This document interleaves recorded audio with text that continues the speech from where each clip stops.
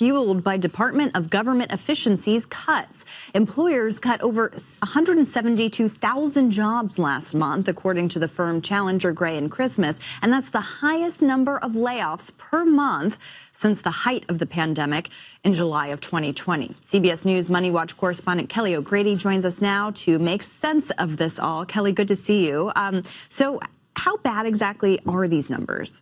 They're pretty bad, Caitlin. Just to give you some context, this was a 245% jump versus the layoffs numbers that we saw in January. Now, February, there is always a bit higher traditionally than what you see in January, but it was a 100% jump versus what we saw in February layoffs in 2024. So this is a big number. And then I was going back through the report's history. They've been looking at this space for about 30 years. There were 11 times before where there were numbers that were higher than what we saw last month. All 11 of those were when the U.S. was in a recession. So that kind of gives you some context that these numbers were actually pretty bad. And that's why there's so much concern and talk about it.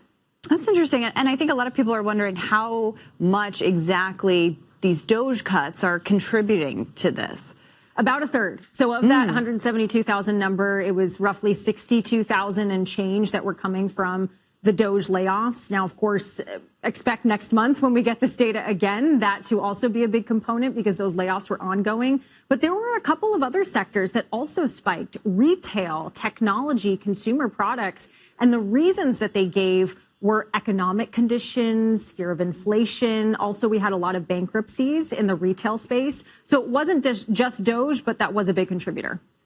And, you know, we've all been watching the stock market in terms of Trump's tariff plan, but I'm wondering if this has any impact on the stock market. Could we see it there?